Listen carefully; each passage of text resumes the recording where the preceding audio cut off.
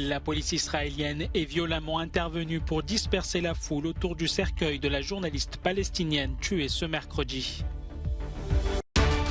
Selon Kiev, l'absence d'un embargo sur le pétrole russe constituerait une rupture de l'unité européenne dans son soutien à l'Ukraine. Le Festival de Cannes, qui ouvre mardi prochain, fête cette année ses 75 ans. 2 films ukrainiens sont en compétition pour cette nouvelle édition. Charges policières, arrestations et plusieurs blessés. La journée des funérailles de la journaliste palestinienne Shirin Abu Akleh a été marquée par des scènes de violence. Ce vendredi, la police israélienne, pour disperser la foule, a fait irruption dans l'enceinte de l'hôpital Saint-Joseph à Jérusalem-Est.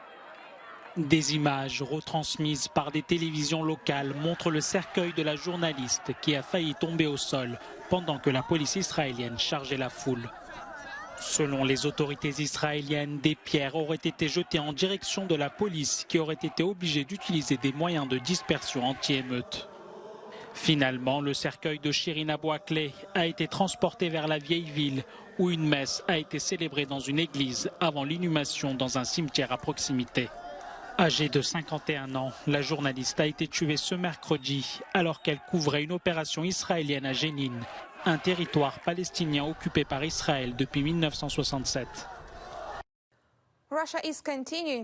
D'après un communiqué des forces armées ukrainiennes, la Russie poursuit ses tirs d'artillerie et ses frappes aériennes sur la ville de Mariupol. Les forces russes ont concentré leurs efforts sur le blocage des unités ukrainiennes près de l'Assyrie Azovstal, la dernière zone de la ville portuaire non contrôlée par la Russie. Selon l'Institut américain pour l'étude de la guerre, la contre-offensive ukrainienne autour de Kharkiv oblige le commandement russe à devoir faire des choix difficiles. Pendant ce temps, les troupes russes ont continué de bombarder Kharkiv pendant la nuit. Le dernier rapport du ministère britannique de la Défense indique que les forces russes retirées de Kharkiv ont été dirigées vers Robijne et Severodonetsk. Il se peut que les forces russes renoncent finalement à encercler complètement les troupes ukrainiennes présentes sur le long de la ligne Izium, Sloviansk et Debaltsiv. À la place, Moscou pourrait accentuer ses efforts sur la ligne Severodonetsk-Lysychansk. Il n'est toutefois pas certain que les forces russes puissent prendre le contrôle de ces villes. Dans le sud, les forces russes essaient de renforcer leur position et continuent de tirer sur les troupes ukrainiennes, mais elles n'ont pas enregistré d'avancées significatives au cours des dernières 24 heures. Moscou tente également de consolider sa position sur l'île des Serpents dans le but de bloquer les communications et les capacités maritimes ukrainiennes dans le nord-ouest de la mer Noire, aux abords d'Odessa. L'armée ukrainienne a annoncé ce jeudi en soirée avoir endommagé et incendié un navire de logistique de l'armée russe. Des images satellites provenant de Maxar Technologies montrent un navire militaire russe qui a coulé près de l'île des Serpents, occupée par la Russie au début de la guerre, et devenu une zone stratégique pour Moscou dans son but de prendre le contrôle de la mer Noire. C'est une photo de famille d'un G7 désireux de témoigner un soutien indéfectible à l'Ukraine. En tout cas, Kiev compte beaucoup sur ce soutien. Le ministre ukrainien des Affaires étrangères Dmytro Kuleba a déclaré vendredi avoir demandé aux pays du G7 de confisquer des avoirs russes qui serviront à la reconstruction de son pays. Il a également mis en garde l'Union européenne pour son nouveau train de sanctions contre Moscou. Si ce paquet est adopté sans un embargo sur le pétrole, je crois que le président Poutine pourra faire la fête. Parce que cela sera la première fois que l'unité de l'Union européenne sera rompue à cause de la position d'un seul pays, la Hongrie. De son côté, le chef de la diplomatie russe, Sergueï Lavrov, en déplacement au Tadjikistan, a expliqué que la volonté de Kiev d'intégrer l'Union européenne n'était pas anodine. L'Ukraine manifeste par tous les moyens ses ambitions de devenir membre de l'Union européenne. Pourtant, le désir de Kiev suscite de sérieux doutes parce que l'Union européenne est passée d'une plateforme économique constructive telle qu'elle a été créée à un acteur agressif et belliqueux. Moscou a accepté de reprendre la communication directe avec Washington, Selon le Pentagone, le secrétaire américain à la défense Lloyd Austin s'est entretenu ce vendredi avec son homologue russe Sergei Shoigu.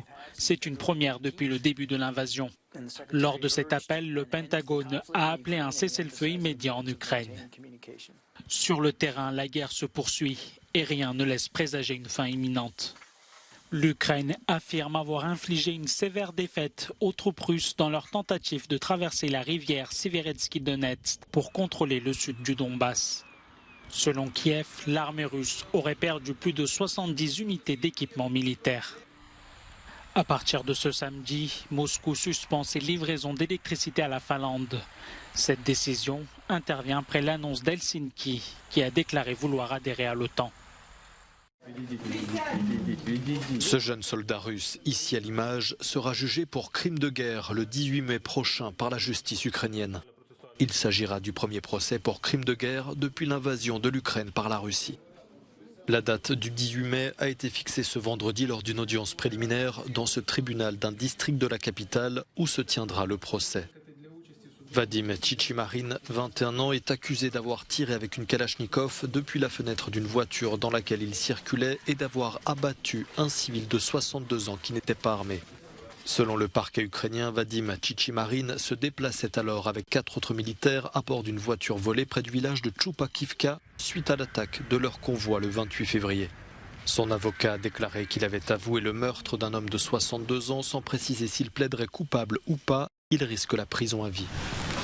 Ce procès pour crime de guerre pourrait être le premier d'une longue série devant la justice ukrainienne mais aussi internationale, en raison notamment de plusieurs massacres, dont celui de Boutcha.